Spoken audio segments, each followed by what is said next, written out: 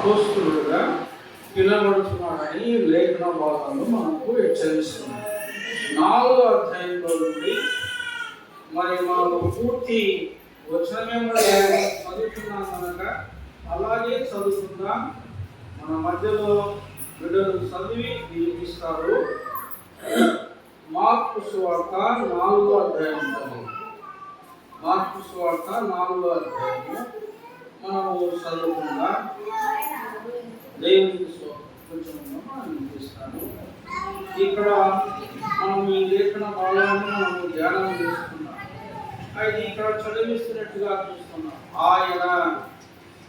ఆయన సముద్ర తీరమున మరలా బోధింపగా బహుజనులు వారి యొద్దకు కూడి వచ్చి ఉన్నందున ఆయన సముద్రంలో ఒక దోణి ఎక్కి కూర్చుండేడు. జనులందరూ సముద్ర తీరమున నేల మీద కూర్చుండి ఆయన ఉపమాన రీతిగా చాలా సంగతులు వారికి బోధించుచు తన బోధలో వారితో ఇట్లా నేను వినుడి, ఇదిగో విత్తువాడు విత్తుటకు బయలుదేరను. వాడు విత్తుచుండగా కొన్ని విత్తనములు త్రోవ పక్కను పడెను. పక్షులు వచ్చి వాటిని మింగి వేశాను. కొన్ని చాలా మన్ను లేని రాతి నేలలో పడెను. అక్కడ మన్ను లోతుగా ఉండనందున అవి వెంటనే మొలసను గాని సూర్యుడు మీద ఉదయింపగానే అవి మాడి వేరు లేనందున ఎండిపోయారు. కొన్ని ముళ్ళ పొదల్లో పడెను. ముళ్ళ పొదలు ఎదిగి వాటిని అణిసివేసిన కనుక అవి ఫలింపలేదు. కొన్ని మంచి నీళ్ళలో పడెను. అవి మొలిచి పెరిగి పైరై 30 60 100 ఫలించెను. వినుటకు చెవులు గలవాడు వినుగాక అని చెప్పాను. ఆయన ఒంటరిగా ఉన్నప్పుడు 12 మంది శిష్యులతో కూడా ఆయన చుట్టూ ఉన్న వారు ఆ ఉపమానము గురించి ఆయన అడిగిరి. అందుకైన దేవుని యొక్క రాజ్య మర్మములు తెలుసుకునుట మీకు అనుగ్రహింపబడి ఉన్నది. కానీ వెలుపల వారు ఒకవేళ దేవుని వైపు తిరిగి పాపక్షమాపణ పొందులని వారు చూసుటకైతే చూసియు కనుగొనకయు వినుటకైతే వినియు గ్రహింపకున్నట్లు అన్నియు వారికి ఉపమాన రీతిగా బోధించుచున్నానని వారితో చెప్పాను. మరియు ఈ ఉపమానము మీకు తెలియదా? అలాగైతే ఉపమానములన్నీ మీకెలాగూ తెలియదనను. విత్తువాడు వాక్యము విత్తుచున్నాడు. త్రోవ పక్కన ముందు వారు ఎవరనగా వాక్యము వారిలో ఉంచబడును గాని వారు వినిన వెంటనే సాతాను వచ్చి వారిలో ఉంచబడిన వాక్యము ఎత్తుకొని పోవడం. అటువలనే రాతి నెలలో విత్తబడిన వారెవరనగా వాక్యమును విని సంతోషముగా అంగీకరిస్తున్నారు.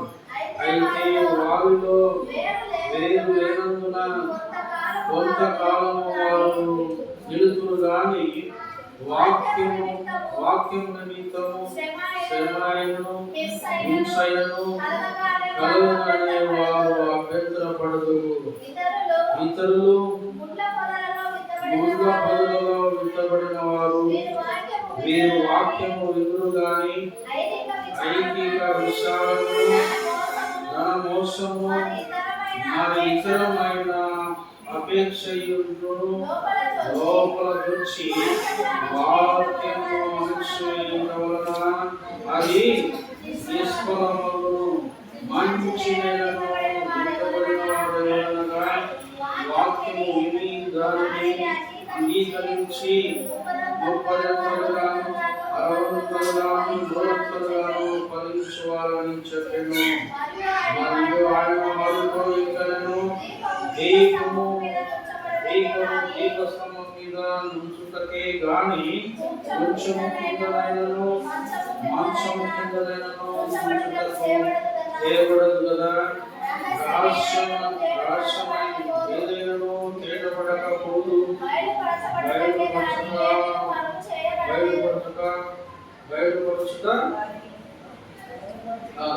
బయలుపరచుటకే గాని ఏది మరుగు చేయబడలేదు. వినుటకు చెవులు లేని అంతేనమ్మా. వినుటకు చెవులు ఎవరికైనా నుండిన ఎడల వాడు వినుగాక. మరియు ఆయన మీరేమి వినుచున్నారో జాగ్రత్తగా చూస్తున్నాడు. మీరేమి ఏ కొలతతో కొలుతురో మీకు అట్టి కొలత కొలచబడును. మరియు యెహోవా మీకు ఇవ్వబడును, కలిగిన వానికి ఇవ్వబడును, లేని వానికి కలిగిన వాని వద్ద నుండి తీసివేయబడునని వారితో చెప్పాడు. మరియు ఆయన ఒక మనుషుడు భూమిలో విత్తనం చల్లి రాత్రి బావులు నిద్రపోవచ్చు మేలుకొనుచు ఉండగా వానికి తెలియని రీతిగా విత్తనము మొలిచి పెరిగినట్లే దేవుని యొక్క రాజ్యం ఉన్నది. భూమి మొదట మొలకను, తరువాత వేణులు, అటు తరువాత మొదలు గింజలను తానంతట తానే పుట్టించును. పంట పండినప్పుడు కోతకాలము వచ్చినదని సేద్యగాడు వెంటనే గొడవలు పెట్టి పోయినని చెప్పాడు. మరియు ఆయన ఇట్లనను దేవుని యొక్క రాజ్యము ఎట్లు కూర్చుదము, ఏ ఉపమానంతో దానిని ఉపమించదము. అది ఆవగింజను పోలి ఉన్నది. ఆవగింజను భూమిలో విత్తబడినప్పుడు భూమి మీద ఉన్న విత్తనముల కంటే చిన్నది రాని విత్తబడిన తరువాత అది మొలిచి ఎదిగి పూర్వ మొక్కలన్నిటి కంటే పెద్దది గొప్ప కొమ్మలు వేయును గనక ఆకాశ పక్షులు దాని నీడలో నివసింపగలవనెను. వారికి వినుటకు శక్తి కలిగిన కొలది అనేకమైన ఉపమానములు చెప్పి ఆయన వారికి వాక్యము బోధించెను. ఉపమానం లేక వారికి బోధింపలేదు కానీ ఒంటరిగా ఉన్నప్పుడు తన శిష్యులకు అన్నిటినీ నిషేధపరచెను. ఆ దినమే సాయంకాలం అయినప్పుడు ఆయన అందరికీ తోడుమని వారితో చెప్పగా వారు ఎరువులను పంపివేసి ఆయనను ఉన్నపాటున చిన్న దూరంలో తీసుకుని పోయి ఆయన వెనుబడి మరికొన్ని గోడలు వచ్చెను. అప్పుడు పేద గృహాలు రేగి ఆయన గోడ మీద ఆలలు కొట్టినందున గోడని నిండిపోయెను. ఆయన గోడని ఆమరణ తలగడ మీద తలవాల్చుకొని చూడెను. వారు లేపి బోధకుడా, మేము నశించుకోచున్నాము, నీకు చింత లేదా అని ఆయనతో చెప్పింది. అందుకు ఆయన లేచి గాలిని గద్దించి ఈ శబ్దమై ఊరకుడమని సముద్రంతో చెప్పగా గాలి అణిగి నీకి నిమ్మలమాయెను. అప్పుడు ఆయన మీరెందుకు భయపడుచున్నారు, నీ ఇంకనూ నమ్మిక లేక ఉన్నారా అని వారితో చెప్పాను.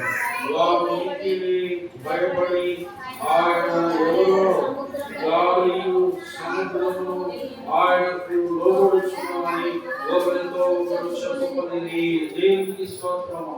మీ అందరికీ వందనాలు. ఈ లేఖన భాగంలో ఎంతో స్వస్థత దేవుని యొక్క వాక్యం మనకు చూస్తున్నట్టుగా చూస్తున్నాం. అందుకోసమని చాలా ఉపమానాల రీతిగా దేవుడు అనగా ప్రభువైన యేసుక్రీస్తు మాట్లాడినట్టుగా మనం చూస్తుంటున్నాం. ఈ ఉపమాన భావములను మనము జ్ఞాపకం చేసినప్పుడు నిజంగా ప్రభువును ప్రియ సహోదరి సహోదరుల ఈ లేఖన భావాలు మనకు ఎంతగానో స్వస్థత చేస్తున్నాయని తెలియజేస్తున్నట్టుగా చేకూర్చిన విధానానికి మరోసారి హృదయపూర్వకంగా మనం చెల్లిస్తున్నాం. మన నిజంగా ఎక్కడ విడిచినట్టుగా చూస్తున్నాం, ఆయన సముద్ర తీరమున మనలా ఆరాధించాడని చూస్తున్నాం. అంటే సముద్ర తీరమున గలిలయ ప్రాంతమున ఆయన పదే పదే మరి వెళ్ళే వాడుగా మరి వెళ్తూ మన అనేకులకు దేవుని యొక్క వాక్యాన్ని బోధిస్తున్నట్టుగా లేఖన భాగం మనకు హెచ్చరిస్తున్నట్టుగా చూస్తున్నాం. ఈ యొక్క మార్కు సువార్తలో మనము చాలా సంగతులు చూస్తాం. ఈ మార్కు సువార్తలో మన చాలా సంగతులు 4వ అధ్యాయంలో మొదటి వచ్చిన భాగంలో నుండి అలాగే మన నిజంగా మనం చూస్తున్నప్పుడు నిజంగా గలిలయ సముద్ర తీరాన్ని చూపించబడుతున్నట్టుగా మనం చూస్తాం. అందుకు వచనాలుగా మన దగ్గర లూకాసు వార్త కూడా 5వ అధ్యాయం కూడా మన నిజంగా 1, 2, 3 వచనాలు కూడా తెలియజేస్తాయని చెప్పబడుతున్నట్టుగా చూస్తాం. కూర్చొనైనా దేవునికి స్తోత్రం. అందుకోసం వాటి నీళ్ళు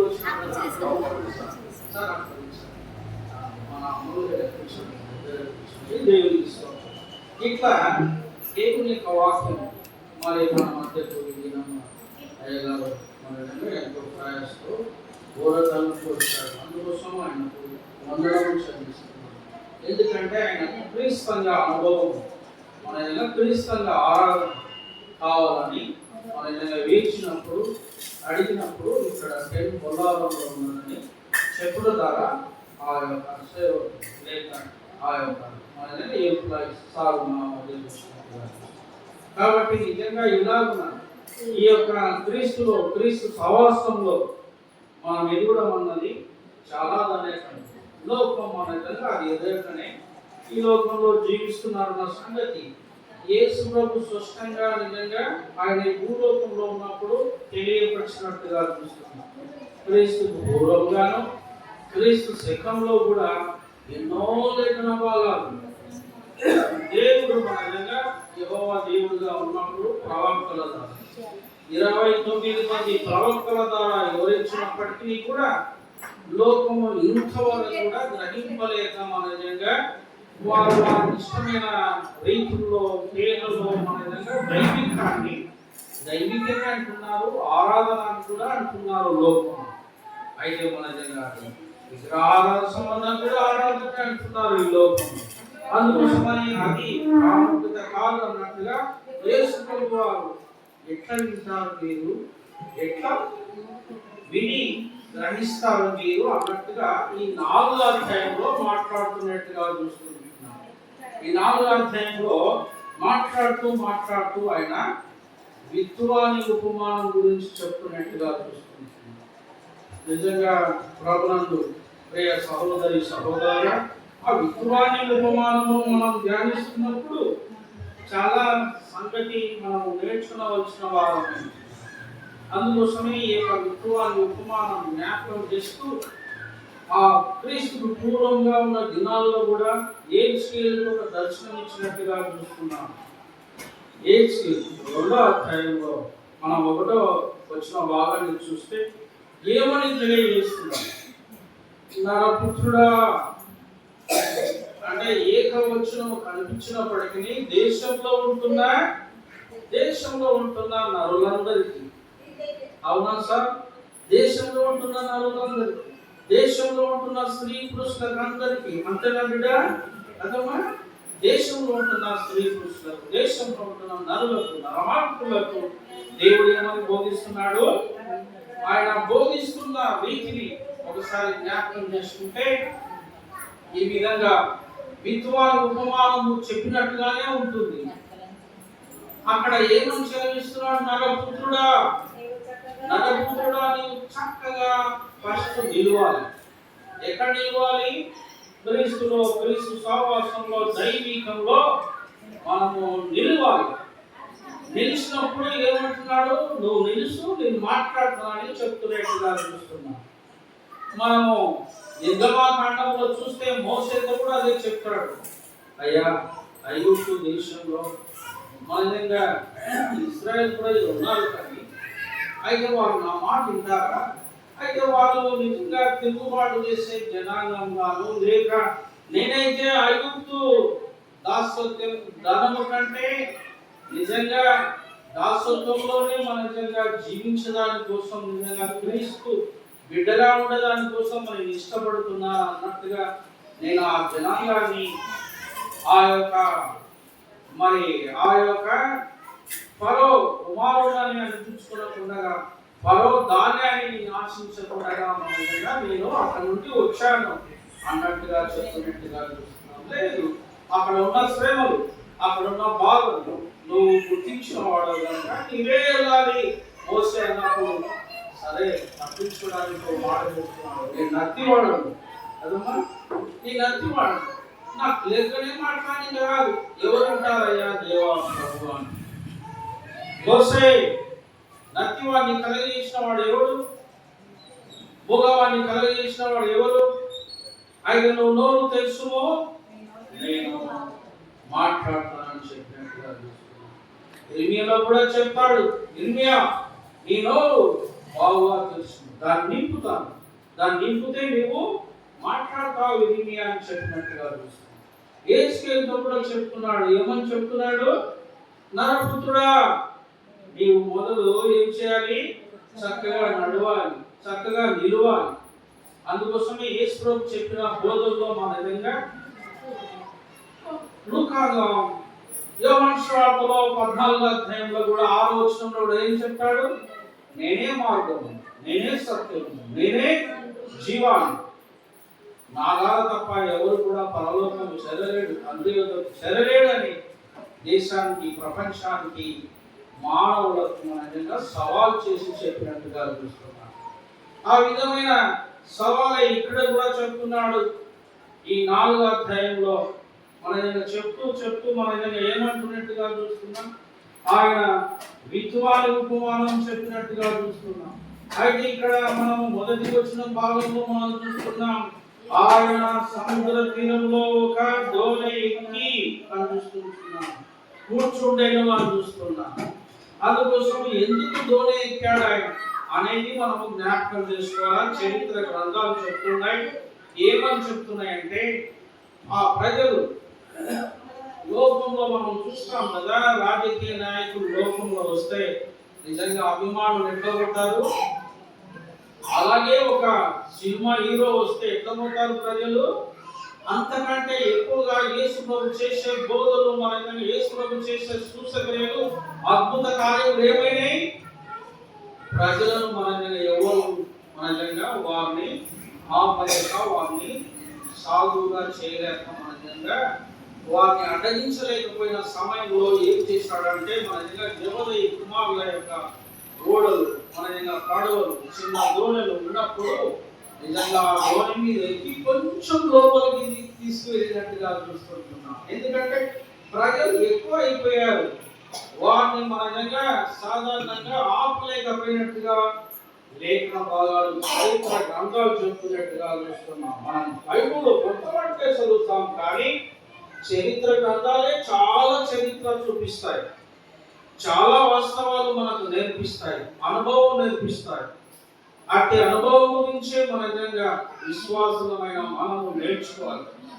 అయితే అనుభవం లేని వారి గురించే ఇక్కడ ఏం చెప్తున్నట్టుగా చూస్తున్నాము, నేల మీద వారు కూర్చుండిరి అని చూస్తున్నాం. ఆయన దోణి ఎక్కగా వారు నేల మీద కూర్చుండిరి అని చూస్తున్నాం. ఆయన ఉపమాన రీతిగా చాలా సంగతులను వారికి బోధించుచు తన యొక్క బోధ